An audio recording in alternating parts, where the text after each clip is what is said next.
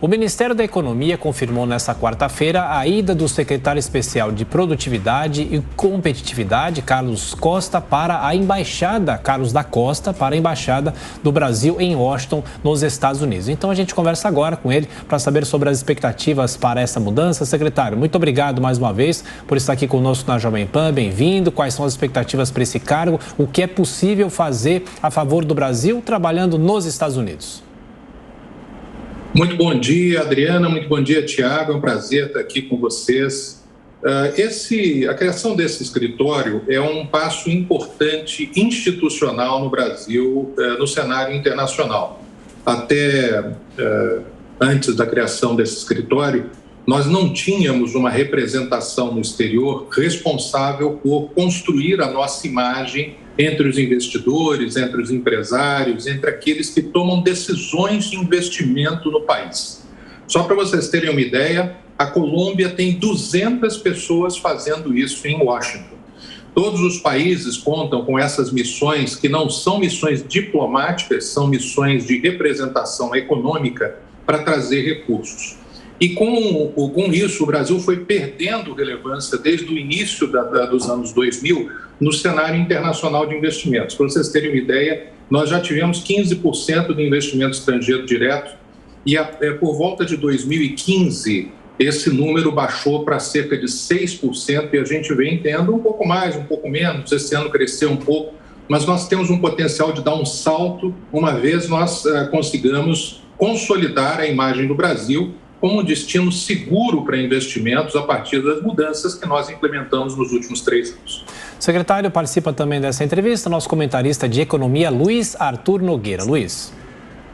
Obrigado, Tiago. Bom dia, secretário. Bom dia a todos. Secretário, como que o senhor pretende cumprir essa missão de atrair mais investimentos estrangeiros para o Brasil, num contexto em que o país, infelizmente, perdeu o grau de investimento lá atrás no governo Dilma Rousseff, ainda não conseguiu recuperar esse grau de investimento, que é uma espécie de selo de qualidade das finanças públicas do Brasil? Como é que o senhor pretende convencer o estrangeiro a colocar dinheiro aqui sem o grau de investimento? E a segunda pergunta é, no ano eleitoral, em que a gente não sabe qual vai ser o resultado final das urnas, o estrangeiro fica com medo, não sabe qual é a agenda econômica que vai prevalecer a partir do ano que vem.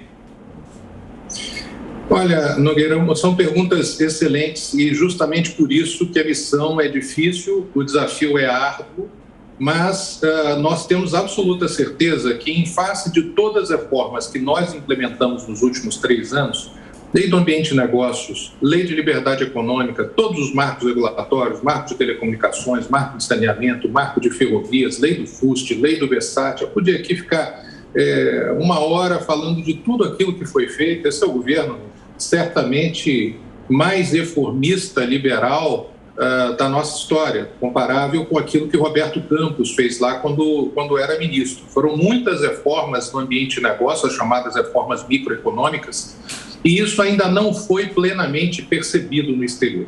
É claro que nós temos que enfrentar os fatos brutais. Dificilmente nós vamos voltar a ter os 15% de investimento estrangeiro direto que nós já tivemos quando tínhamos grau de investimento. Isso, nós precisamos voltar a ter grau de investimento, estamos trabalhando para isso. Num ano eleitoral, é claro que o mercado fica mais volátil. Daí também a importância de termos essa missão no exterior para que as informações não cheguem com ruído lá fora. A situação fiscal do governo, ela está equilibrada hoje. As nossas contas, elas tiveram superávit, o governo como um todo, no ano passado, em termos primários. A relação dívida-PIB está caindo. São indicadores que o mercado enxerga, acompanha de perto. Mas, principalmente, o nosso público-alvo, digamos, são aqueles que vêm fazer investimento estrangeiro direto. Não é necessariamente o mercado financeiro, embora também vamos falar com eles.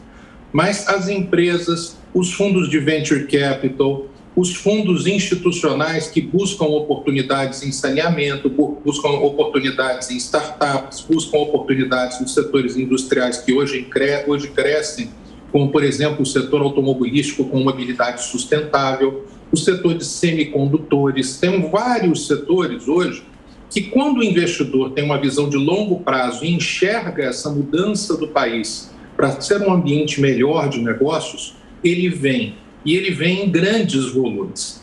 Ou seja, nós não acreditamos que vamos chegar a 15%, mas se nós passarmos de 6% para 10%, a gente já está falando de mais de 50% de aumento de investimento estrangeiro direto, representando bilhões de dólares adicionais, criando emprego e renda para o brasileiro. Nós já fizemos o nosso dever de casa. O dever de casa foi feito ao longo de 3 anos. O Brasil hoje é outro. Ele se transformou num ambiente muito melhor. Vou dar só um exemplo. Nós éramos o patinho feio da propriedade intelectual. O INPI, que é o nosso escritório de patentes e marcas, tinha um backlog, tinha um atraso de 13 anos. Ou seja, quando alguém colocava uma patente, esperava 13 anos. No primeiro mês desse governo, foi reconhecida a patente do Nokia 8210. Lembra aquele antigo que muita gente tinha?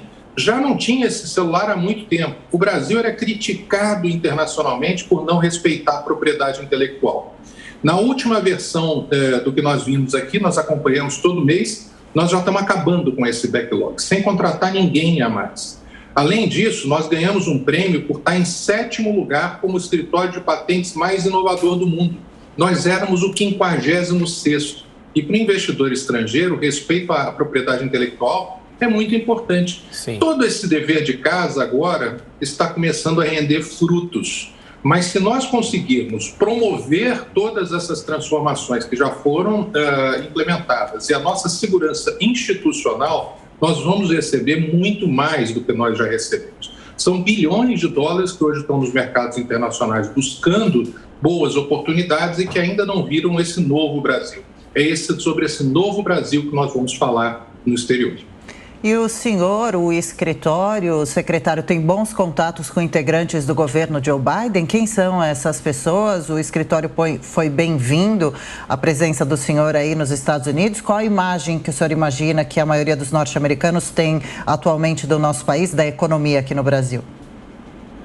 Os Estados Unidos são um país que, embora ele flutue naturalmente, tem alternância de poder entre democratas e republicanos, que tem valores muito alinhados com os nossos, né? São os valores da liberdade, os valores do mercado, os valores da concorrência, os valores da segurança jurídica e do respeito à propriedade. Isso não importa se é Joe Biden, se é Donald Trump ou qualquer outro que os americanos elejam. O que nós precisamos fazer é consolidar a nossa imagem justamente em todos esses temas. Eu vou dar um exemplo. No último encontro de CEOs, do qual participaram CEOs americanos, brasileiros, representantes dos governos dos 2 países, foram elencadas 3 preocupações, logo no início do governo dos Estados Unidos, prioritárias. O combate à corrupção, que hoje nós somos muito respeitados no exterior, casos de corrupção são inexistentes no atual governo. Número 2, a abertura comercial. Nós conseguimos reduzir em 10% todas as alíquotas de importação, algo que nunca foi feito no país. Essa redução foi o máximo que nós conseguimos por fazer parte do Mercosul. Isso além de ter digitalizado todo o processo de comércio exterior, removendo barreiras não tarifárias. Em terceiro lugar, melhorias regulatórias. E aí nós avançamos muito. Nós éramos o antepenúltimo no índice da OCDE, chamado PMR, que mede a qualidade regulatória do país. E nós hoje estimamos, esse índice é calculado de 3 em 3 anos, mas nós estimamos que ele tem 1.007 perguntas, são muito objetivas, e nós já estamos chegando à mediana da OCDE. É uma evolução extremamente favorável ao nosso país. São só alguns exemplos, e essa não é uma agenda do governo A ou B, é uma agenda de Estado.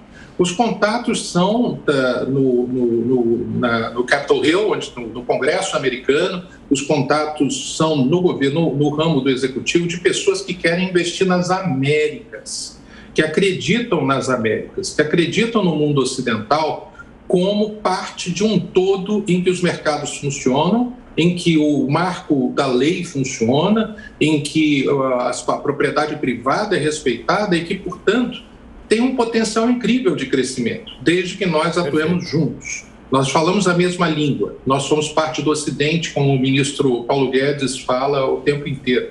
E nós temos um enorme e brilhante caminho pela frente de investimentos. Inclusive agora com as EPS, por exemplo, nós aprovamos o marco das EPS, Sim. Nós temos oportunidades fantásticas para que as empresas americanas ou da Europa Ocidental invistam no Brasil e façam o chamado nearshoring, tragam empresas que hoje estão na Ásia para uma parte delas produzir dentro do nosso território, sem impostos, e serem integradas às cadeias globais. Veja bem, por exemplo, a Rússia agora suspendeu as exportações de nitrato de amônia para todos os países, inclusive para o Brasil. As cadeias globais elas precisam ser mais resilientes. Os Estados Unidos e o governo Joe Biden está bastante preocupado com isso e quer que seja feito mais investimento nas Américas para tornar essas cadeias de produção menos suscetíveis a mudanças geopolíticas internacionais. É um momento muito bom para o Brasil. O que nós precisamos é conversar, promover, dialogar